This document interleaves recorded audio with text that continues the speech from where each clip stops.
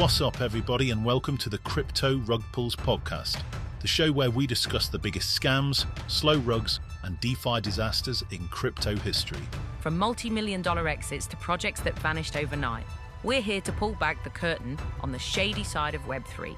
This space moves fast, but scams move even faster. Rug pulls are no joke. According to chain analysis, over 2.8 billion was lost to rug pulls and scams in just 1 year. That's not just bad actors, that's entire communities getting wrecked. So why are we doing a podcast? Because these stories matter. Because people got burned. And because, honestly, too many of these founders still walk free. Today, we're kicking off with Azeem Ahmed, the guy behind one of DeFi's most brazen, slow-motion rug pulls, the USDM-Mochi Finance scandal. Over 60 million gone, over 5,000 investors affected, and the mess is still playing out. Let's rewind. Mochi Finance launches. Azeem Ahmed positions it as a super secure, over-collateralized DeFi protocol. They roll out USDM, a stablecoin allegedly backed and pegged to the dollar. Sounds solid, right? Yep, until you realize the game was rigged from the start. They mint Mochi tokens, use them to mint USDM, and then use that to buy up huge amounts of CVX, that's Convex Finance Governance Token.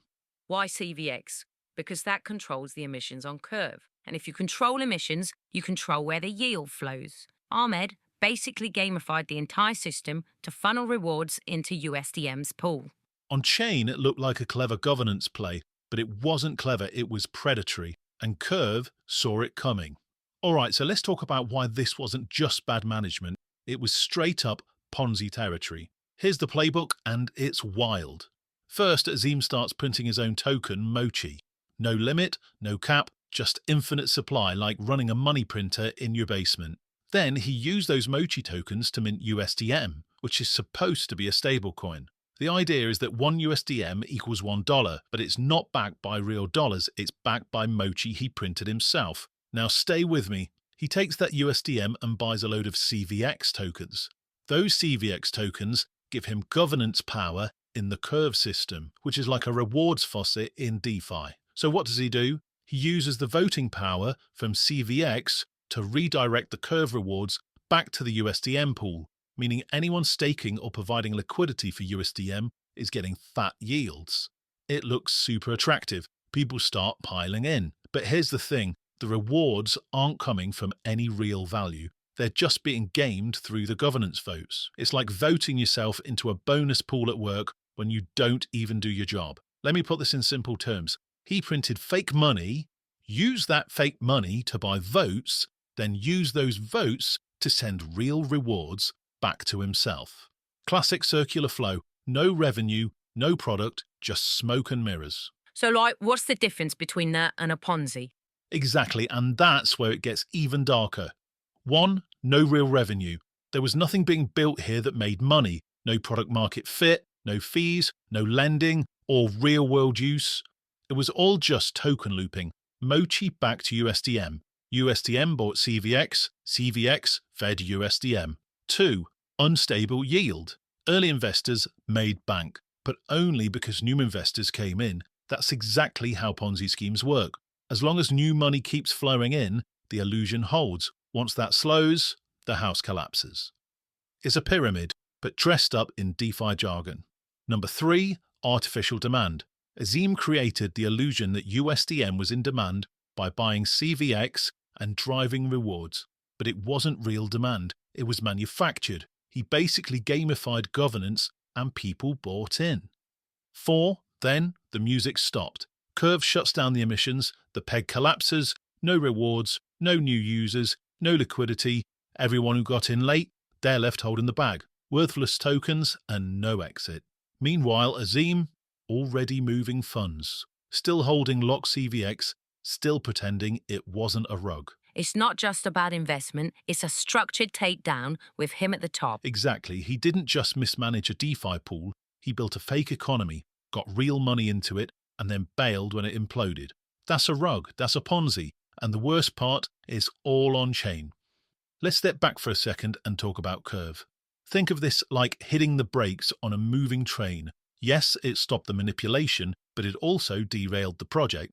In November 2021, the team behind Curve spotted what was happening, and for the first time ever, they activated their emergency DAO to stop all rewards flowing to USDM. Without the rewards, people started pulling out, but it was too late.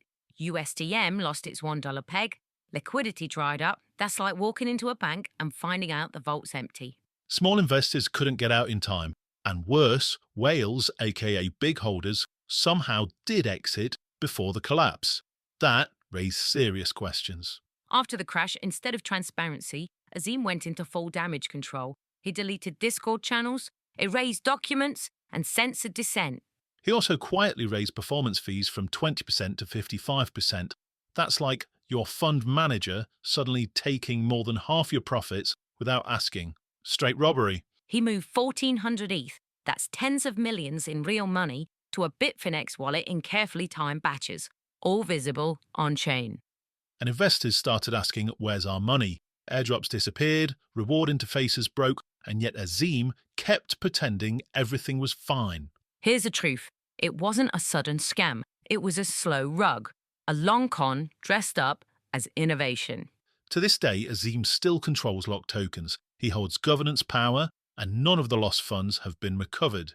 A community of investors launched the USDM Recovery DAO to try and fight back, documenting evidence, hiring lawyers, tracking wallets. But it's hard. Azeem allegedly set up the companies in the Bahamas, outside the US or the EU jurisdiction. Legal action is expensive and complicated. Meanwhile, Curve and Convex, the platforms this all happened on, have disappeared themselves. Some say Curve's emergency move caused more damage than it prevented. So now the victims are stuck in limbo. The funds are gone, the founder's silent, and the platforms have all gone quiet. If crypto is the Wild West, then Azeem is an outlaw robbing the train in broad daylight, and the sheriff didn't even stop him. He just blew up the tracks and left the passengers stranded. It's not just about one guy, it's about how fragile DeFi still is. We talk a big game about decentralization, but one founder can still control everything. That's not DeFi, that's deepfake. People trusted the system, and the system failed them. Again. Let's call it what it is. Azeem Ahmed lied. He manipulated, he covered it up, and he still hasn't faced consequences. We need real accountability in this space, not just vibes and tokenomics. If we want crypto to grow up, we've got to deal with the dirt.